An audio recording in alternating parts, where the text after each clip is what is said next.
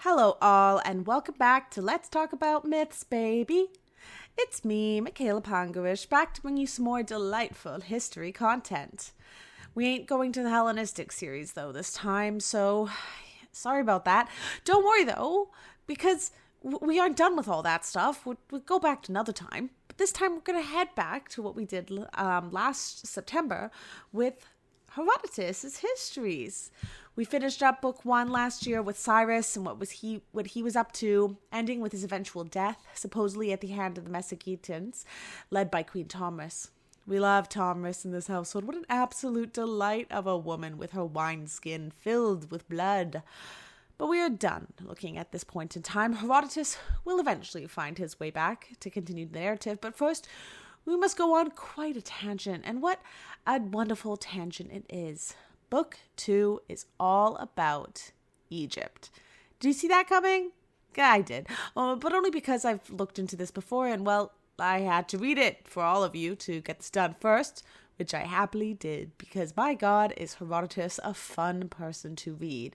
I spent all of last semester translating Herodotus in my Greek class and was given the delightful news that is exactly who I'm going to be translating for the first half of this semester as well in Greek. We're going to end this semester with Thucydides, but, start with Herodotus and all his wonderful tangents. We're making our way through the story of Gyges right now. Remember that one? He was the guy who was forced by his king to look at his wife naked, and then the wife had Gyges kill the king, and Gyges became the new king. Thus, the family Croesus was a part of found the way to the throne. I'm rambling now. Herodotus would be proud of me. But that is all in the past, and we are moving on to the second book and looking at the history of Egypt as Herodotus presents it. So why don't we get into it?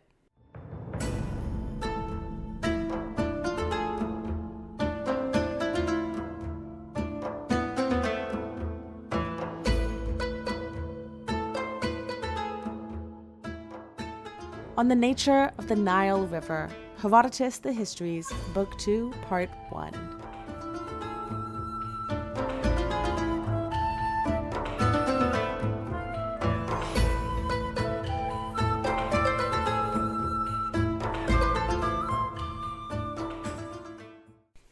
Cyrus is dead now, and the Persian Empire must pass on to the next king in line. Now, that will be Cambyses, and he is on the throne. He is the son of Cyrus through Pharnaspes, who passed away early on. Cyrus mourned so much for her death that he even ordered all his subjects to join in on the mourning period. She was beloved, by Cyrus at least. And because of this, for some reason, Cambyses felt he had some right, via inheritance, to the Ionian and Aeolians living in Asia Minor. He felt they were his slaves, and when he launched an expedition on Egypt, not only did he take his own Persian troops, but he also took troops made up of these Greek subjects. Now on to the tangent. And it's going to take us a while. We start with the story of Psamtik, or Psamtik the first pharaoh of the 26th dynasty of Egypt, between about 664 to 610 BCE. Which is surprisingly recent, but I digress. And also, as of note, I am trying to use the names found in Egyptian sources for these pharaohs, and not these names that Herodotus gives us. Psamtik, can I even say that? Psamtik is the name that Herodotus gives us, but he goes by Psamtik the first. Anyways, Herodotus tells us that before Psamtik, the Egyptians felt that they were the first people of all, the original race of men. Yet, after Psamtik, they concede that they are the second. This is because of a little experiment that Psamtik did, where he took 2 babies and ordered a shepherd to keep them and have them grow up amongst a flock of sheep, and to not speak a single word to them, not to utter even a little bit to these young babes. They would be raised in isolation, with the shepherd only allowed to bring goats into the hut from time to time to ensure that they had enough milk to not die. Because that's all infants need, of course. What do I know? I don't have children. But certainly it must be this easy to ensure that they don't die. Well, this is what happened, and 2 years went by without the children dying, because they only needed goat milk to survive. I'll stop. I'm just saying this is a ridiculous assertion, but once again, what do I know? One day, the shepherd comes in, and he hears the babies babbling, reaching up towards him, saying, "Beckos, Beckos." The first time they did this, he ignored them. But it continued on, so eventually he went to Samtik and told him about the strange word that the children were saying. Samtik then went about trying to figure out what this word meant, because, well, it wasn't Egyptian, and what he eventually discovered was that it was a Phrygian word that meant bread. Well, now the babies want bread. The milk simply doesn't cut it anymore. And because of this, he decided that this must mean that the Phrygians were actually the first people. So, naturally, the Egyptians were second. Now, of course, we must believe this is true because Herodotus heard this from the priests of Hephaestus at Memphis. And while the Greeks tell a somewhat similar story that instead involves women and their tongues being cut out, which is absolutely ludicrous, so the first one must be true. Herodotus's words, not mine. Herodotus then goes on to tell us all that after talking with the priests in Memphis, he makes his way to Thebes and Heliopolis, because he wanted to see if the priests there agreed with what he had heard. Don't you know that the scholars of Heliopolis had the best reputation in all of Egypt? Silly listeners, well now you know. Oh, another fun fact Herodotus drops on us. The Egyptians have the better calendar. Yeah, you heard that right. Calendar supremacy. Woo! See, the Egyptians used a calendar of 12 months made up of 30 days each, and so they only need to add 5 extra days into the year to ensure that the seasons keep right. The Greeks, however, need to add an intercalary month every other year to make sure things don't go to whack, which is just not very efficient. And this is very important information that we all need to know about. And please, for the love of God, do not ask me to explain the Greek calendar. I don't want to. I'm just going to put it, Google it. Google it, you'll find enough information. It is complicated, it is confusing, and it is not efficient. Not worth it. But whatever. Herodotus then continues on his narrative by spending way too much time going over the geography of Egypt, which I am sorry, but I just can't. I mean, it's all in there. It's in the beginning of book 2 and could be interesting to those who find such things interesting, and much respect to those who do, but it's not for me. And it's just a whole lot of numbers and like dimensions and land features so that we can understand the scope of land that Herodotus is talking about. But, you know, you and I, all of us, we can just go with Egypt along the Nile. I think that's going to get us by. He also makes some interesting comments on, geographical environment change. It's not quite climate change, but change of environment for one reason or another. See, he talks about a certain King Moeris, likely the pharaoh. Ooh, and I really must apologize for my pronunciation. I know the Greek well, don't really know Egyptian words well, but here we go. Likely the pharaoh Amenemhat III for the construction of a canal which connects the Nile with the Fayum Oasis, or as the Greeks call it, Lake Moeris. See, in the time of Amenemhat III, the Nile only had to raise about 12 feet to flood the land. But now, in Herodotus times, it needs to rise at minimum 24 feet to flood. Amenemhat reigned in and around the 19th and 18th centuries BCE, so that's like 1,000 plus years before Herodotus. He goes on to comment that the Greeks would be right fucked if there just happened to be no rain, and that they would likely be wiped out by famine because nothing edible could grow. This is what the Egyptians say to Herodotus, and Herodotus doesn't disagree with it. He agrees that this could happen, but he's not interested in the Greeks today. He is interested in the Egyptian, and they're the ones we're going to be staying focused on here. Herodotus, get it together. He speaks much about how the Nile is so important to the Egyptians and makes their lives significantly easier. In some regions, there is difficulty because of the rising levels of the silt from the river, but in other regions where there is still significant flooding, well, that just makes things so much easier. In these regions, the farmers barely have to work. They simply wait until the water floods, irrigating and breaking up the soil. And once the water has retreated, they head out and sow the fields. They then release their pigs, who while walking about manage to get the seeds all nice and deep into the soil. And when it's time to harvest, they simply release the pigs again, who somehow manage to thresh the grain. I'm taking this at face value. And then the farmers simply come in and sweep up all the produce. That's, taking out of context. Well, we are blessed with modern science and knowledge. The land there, the soil there is extremely productive and very good for growing crops in. Now on to what Herodotus says the Ionians say about the Egyptians. Well, the Ionians claim that Egypt is an entirely different area. Okay, well, not an entirely different area, a smaller area. And once again, this is a whole bit about geography. But honestly, from what I can understand, the Ionians say that Egypt is just the delta. That's it. The other regions belong to either Libya or to Arabia.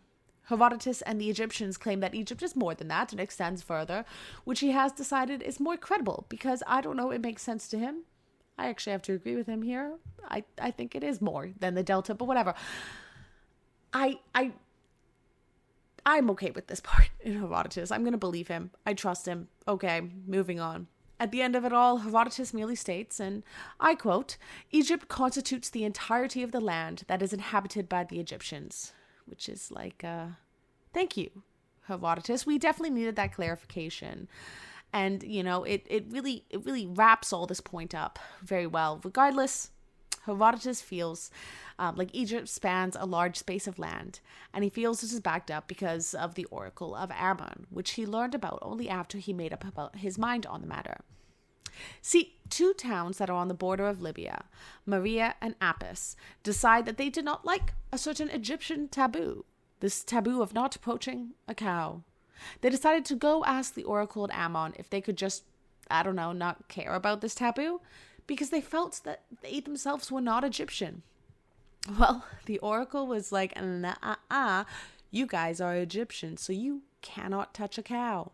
See, because how it works is that anywhere that is touched by the floodwater, so says the Oracle, from the Nile is Egypt. And anywhere north of the Elephantine that drink from the river is also Egyptian. So, gotcha. Don't touch a cow. Right, back to the flooding. Herodotus has talked quite a bit about the flooding that happened in Egypt, and he hasn't actually gone into depth of what that looks like.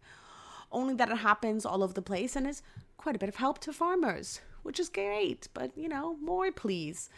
So he starts with clarifying that the flooding happens not only in the delta, but all up and down the Nile, into lands that are identified as not just Egyptian, but Libyan and Arabian as well. Herodotus is continuously fascinated by the Nile and its flooding. He goes to priests and all kinds of people to try and get to the bottom of the Nile. That's not a funny joke at all, actually, and I'm a little ashamed of myself. And I need to take a sip of tea because my throat hurts. So give me a moment. Hot tea. Herodotus is fascinated that during the summer solstice, the Nile floods so heavily downstream and does so for days and days on end. And then at the end of all these days, hundreds of days, it simply recedes again. And he has no idea where this water goes at all, because at some places, the Nile is so shallow that one can easily walk through it during the winter months. He is straight baffled, and yet he has no answer. Everyone he asks about this simply goes, yep, that's how the Nile be. Poor Herodotus. He is so stumped by this river, and he never gets a single answer. Yet he does go on to tell us about some Greeks that have posited some thoughts on the Nile and the way that it behaves. Two of them he doesn't really want to mention, but he begrudgingly does so in order to just, lay out some ideas. I'm going to be so honest. He hates all of these ideas. But whatever, he tells it to us regardless, so thanks, I guess. He doesn't seem to care much for these guys. The first Greek says that the Nile floods because of winds from the northwest that blow so hard that it makes it impossible for the river to flow into the sea. This, Herodotus says, is silly, because even when the wind is not blowing, it still behaves the same. And also, there are other rivers with such winds around, and they continue to flow as they do. The second Greek suggests that the river flows such because the water flows in from Oceanus, and that the flow of Oceanus goes around the entire world. Oceanus? Sorry, I have Greek pronunciation in my head. Whatever. This, Herodotus says, is straight stupidity. Hogwash. Bullshit. Now we get to the third and final Greek that posits on the nature of the Nile. This one, Herodotus tells us, is the farthest from the truth, which is amazing because the first two reasons were so good. This isn't about me or my own opinions, this is Herodotus. The third Greek says that the flooding and currents of the Nile are derived from melting snow, which, okay, you know what? I get why Herodotus finds this dumb, because he goes on to say that the river flows from Libya and through the land of the Ethiopians before it even enters Egypt. And how could it be from snow if it's so hot there? Okay, fine. That's fair. Let's be so for real, though. All these reasons are silly. But once again, I have modern science and knowledge on my side, so I don't think I actually get to judge any of these men. He goes on to claim that this is especially hogwash because of three reasons. 1, the winds that blow from this region are hot, so that region is hot. 2, everyone knows that these countries don't know about rain or frost, and everyone knows that 5 days after it snows, it is bound to rain. We all know that, right? Right, Canadians? It always rains 5 days after it snows. I know this, you know this, we all know this. And his third reason for why this is silly is that, and I quote, these are not my words, so scorching is the region that the people who live there are black. Yep, that's what Herodotus said. Also, he's like, birds are there, y'all, all year. They can't get cold. But that's not a part of the official list. He goes back to the guy with the Oceanus theory and just goes in on him. He finds it to be a pretty convenient theory, since it literally cannot be proven. One cannot examine this theory, and for that reason it is unbased, and Herodotus doesn't like it. What a cheap theory, he thinks, that guy has. No one can prove or disprove it, and because of that, he has decided that it simply cannot be true. He himself doesn't know of any river Oceanus, and suspects that only Homer or some other early poet can say, because they must have come across the name at some point and written it down in their verses. And now, dear listeners, we shall have a brief ad break before Herodotus tells us his theory on why the Nile behaves the way that it does.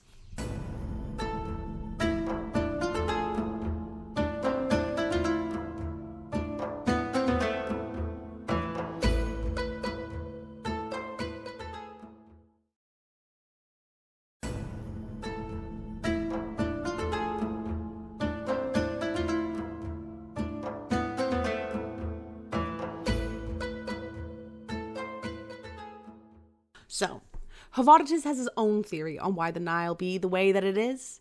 You see, it all starts with the sun. During the winter months, the sun is driven by storms from its regular course into the land of the Libyans. And because Libya is the land closest to the sun god, and thus immediately underneath the sun, it will then gasp for water more than anywhere else. During the winter, the sun is most heavy over Libya and draws up the water from the land and forces it further inland, where the winds then take it and scatter it about, causing rain. Then, as winter moves along and the storms grow smaller, the sun goes back to its usual course and pulls up water from everywhere at an equal rate. Some rivers are then fed by this and flood greatly, but not the Nile. No, you see, the Nile is never fed by rain and also has evaporation from the sun, and because of this, it is much more shallow in the winter. So he concludes that in the summer the waters are being taken by the sun, such as with everywhere else, and then in the winter it is also experiencing evaporation, but nowhere else does. If that makes sense to you, then good for you, you get a cookie, because I'm just still sitting here going, okay, Herodotus, I still don't understand what you were trying to tell us, but, let the man live, he's doing his best, or did his best, he's dead, whatever. So now we must discuss the source of the Nile. Herodotus himself was unable to find anyone who could say what it was for certain, except for one man. This man was from Sais in Egypt and was a temple clerk. Herodotus says this man was pretty sure what the source of it all was, but in the end he felt that he was actually pulling a joke on him, so, at least we get the story. He says there are two mountains with sharp peaks named Crophi and Mofi, and they lie between the cities Cyrene and Elephantine. Within the valley that these two mountains make is a wellspring of the Nile, which has no bottom.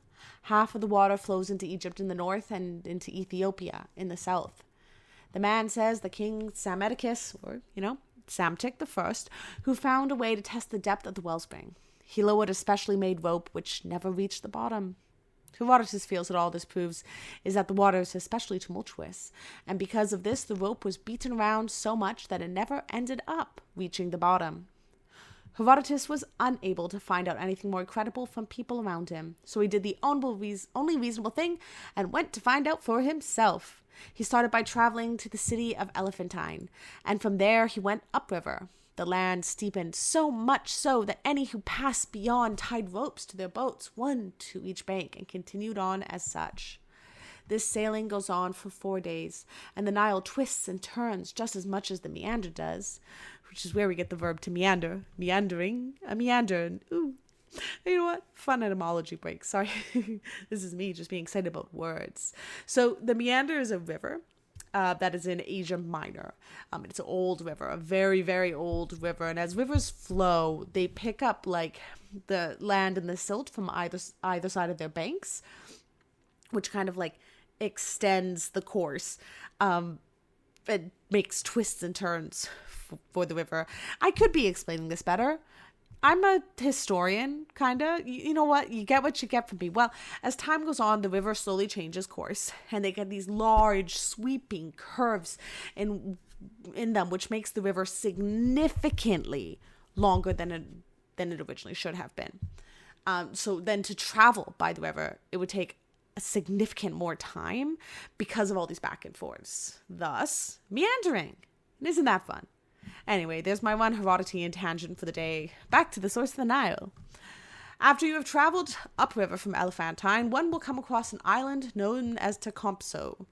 Half this island is occupied by Egyptians, the other half by Ethiopians. Beyond the island, there is a lake. Move past this and you continue on in your journey up the Nile.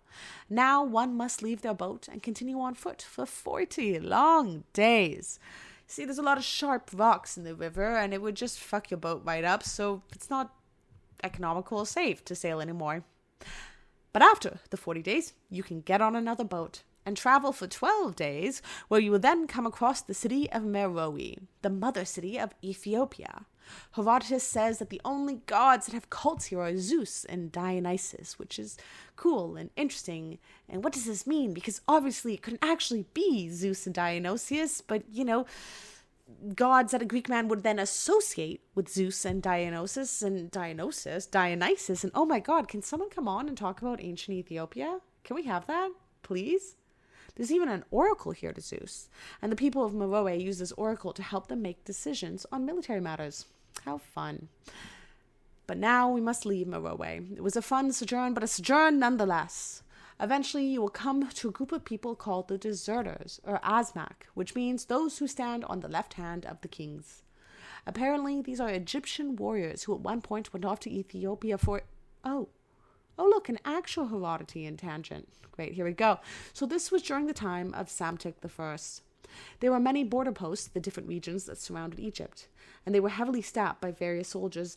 And at some point after, they were first staffed, 3 years, he says, the Egyptians decided to leave because no one ever came to give them a break. Unionize, boys, unionize.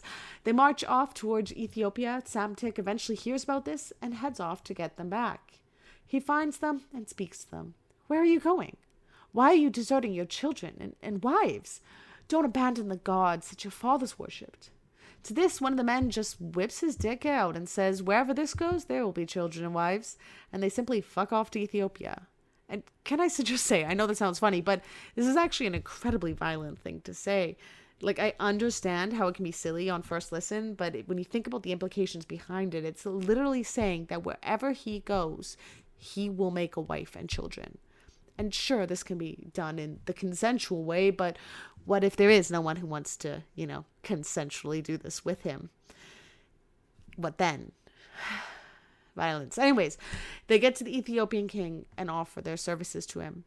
he takes it and offers them a gift in return. See, somewhere off from Meroe, there is a rebellion that broke out, and if these soldiers could just go and deal with that, they could settle on that land as they wished.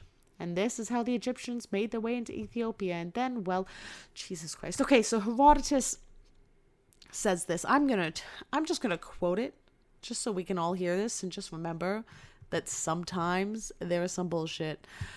So he says, "So it was that the Egyptians came to live cheek by jowl with Ethiopians, who absorbed their customs, which served to render them a good deal more civilized." That's fucked. That's an ancient xenophobia right in action. Sorry, y'all, we're getting another tangent from me. It can't be helped. This is one of those topics that I end up thinking way too much about. So we have all heard that racism doesn't exist in antiquity, which is like, sure, okay, true, but there is significantly more nuance to it than just that. Racism as we know it within the modern day was something that was created as a result of the transatlantic slave trade, essentially, in order to justify what was happening. See if by, air quotes here, black people were by nature / genetics different than European people, then it was okay for the European people to enslave them. And this doesn't just go for African people, but also Asian people and the indigenous Americans people from both the North and the South. If they are in some way genetically different, which showed up through appearance, such as skin color and skull shape and various other bullshit, then it was okay for them to be treated like absolute shit. Which, not fucking true. Just gonna have to say it. But anyways, in antiquity, racism wasn't quite the driving force. It wasn't about skin color, really, or big, morphological differences, I guess, if you want to use sciencey words, which mean, and let me be clear, abso-fucking-lutely nothing. It was more about where someone was from, their culture, and how they acted. This is where we get into the barbarianism of it all. These people are different because they wear pants and don't water down their wine, and because of this, they are inherently different, yet they can learn. There is still heavy bias and bullshit that goes around, right? This is a different kind of racism. It's not racism as, people of color experience today. It's just different, but still bad, and still just as bad. People use this idea of barbarianism to justify their power hunger ways, cough, cough, Roman Empire, just as people today are using racism, anti-Semitism, modern xenophobia, homophobia, transphobia, misogyny, etc., to justify their own bullshit. The list goes on. This is a human thing, and it is a bullshit thing, and we are better, and we are beyond it. Moving on. Let's just go back to Herodotus. I could go on for ages. It doesn't need to happen. But by seeing this in Herodotus' own narrative, it gives us a chance to understand Herodotus' own bias. He is not immune to this kind of bullshit. And at the end of the day, he is a Greek man from Halicarnassus who has his own beliefs that are powered by culture. And in this way, a pretty shitty way. Let's be clear. Right. Herodotus is on a mission of finding the source of the Nile. From this, he is able to discern that the Nile flows for a good 4 months' travel by both water and land beyond when it enters into Egypt. It's a big river, y'all. Did you know? Where we meet up with the deserters, the Nile flows from the west, and no one knows what goes on beyond that because it is simply too hot, and so no one goes there. But that is not all that Herodotus has to say about the origin of the Isle. He has another story to share. One day he came across a group of Cyrenian men who had made their own little expedition to Ammon to talk to the oracle. While there, they happened across the Ammonian king, named Etearchus, and the topic of the Nile's origin just happened to pop up. He tells them about a time when some Nasamonians, a group of people from Libya, who came by Ammon one day and spoke with him. He asked them about the deserts of Libya, and they told him the story of some of the sons of chieftains there. See, at this point, the people knew the land pretty well, but there was still, an extent to the knowledge, a barrier. There was a point they had not gone past. There had to be more to know, and these young men now wanted to make a name for themselves, as young men are often wont to do. They went on various escapades and did various wonderful things, but one thing they never did was go beyond their known world at the time. And now it was time for that. So they cast lots to see who would go out and find out more. 5 were chosen, and so they were sent off, with lots of water and food to get them by. The first bit of the travel took them through lands already known to Libyans. Nothing of interest here, at least nothing that wasn't already known by the Libyan people. The next leg was into the land that was mostly inhabited by wild animals.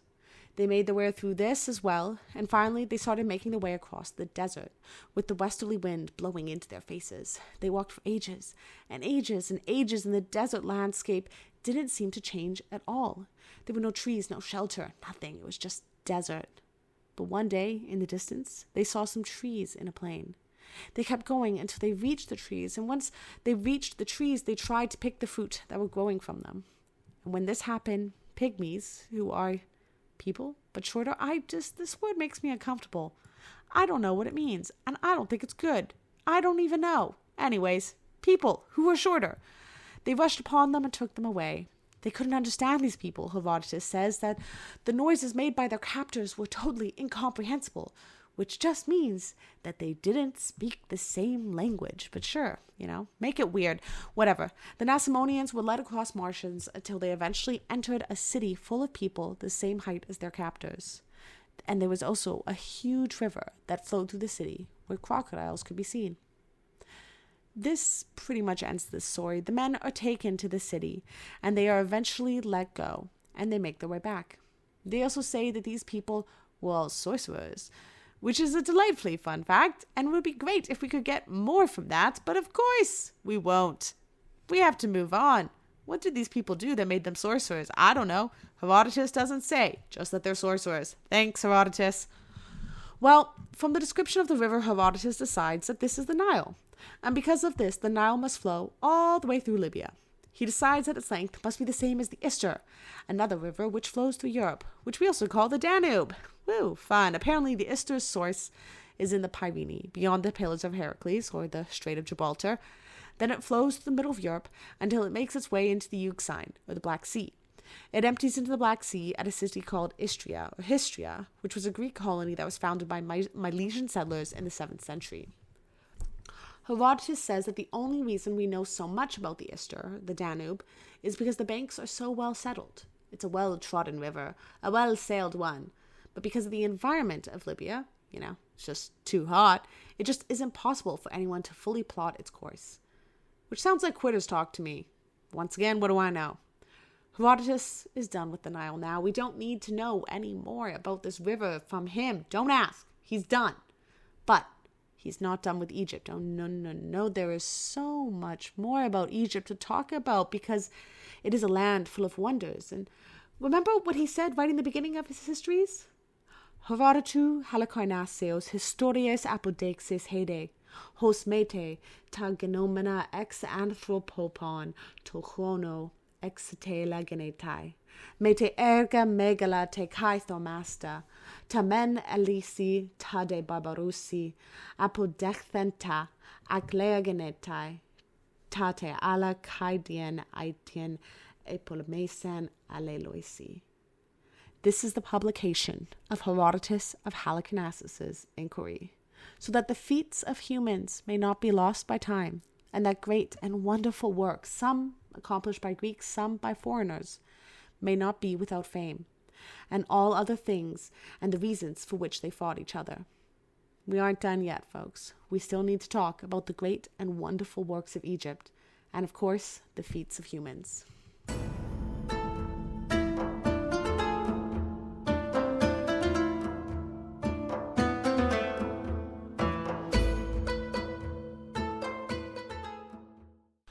Well, everyone, we have made our way through the first bit of Book 2 of Herodotus' Histories.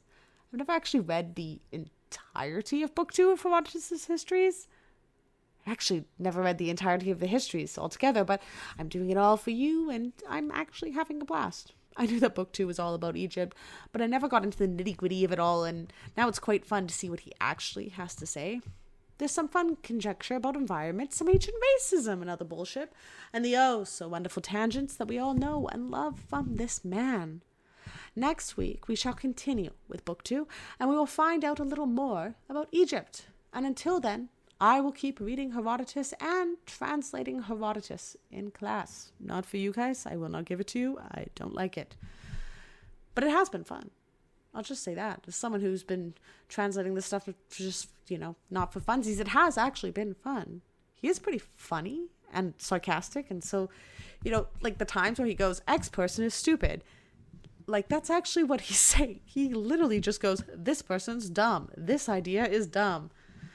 He loves to call a dude stupid, and I respect that. Don't know if he'd like me calling him stupid at times, but honestly, I think he could get into it to some degree. Who knows? I don't. I just know what I like to be. All right. Well, I'm going to head out, and I hope you all enjoy this episode. And while you do sit there and listen to it, I will be getting an ADHD assessment, and hopefully that will actually help me become a functional person, because, oh boy, does that sound nice. Anyways, here we go. Let's Talk About Myths, Baby is written and produced by Liv Albert, who is basically done a book, and it's fun and delightful, and we are so happy for her. Let's celebrate Liv. Yay! Michaela Pangowish is the Hermes to all your Olympians, the producer, done with 2026, and it's been like 3 weeks. I hope you all cannot relate. Select music by Luke Chaos. Thank you, Mr. Chaos. The podcast is part of the Memory Collective Podcast Network, a collection of creators that all strive to bring you accurate and reliable information on the ancient world. These include the wonderful friends at Movies We Dig, the partial historians, Sweet Bitter, and so much more. Get ad-free episodes and much more by subscription to the Oracle edition on Patreon at patreon.com/mythsbaby or via the link in the episode's description. Are you a scholar or academic or some other expert in something from antiquity, from Greece, Rome, Egypt, or anywhere in the Near East, really? We would love to have you on the show as a conversation guest. Go to mythsbaby.com/contact and fill out our podcast guest form. We want to hear from you, so reach out. All the best to you all. See you next week to continue Herodotus' fun and wacky adventures in Egypt. I need to drink my tea. Bye-bye.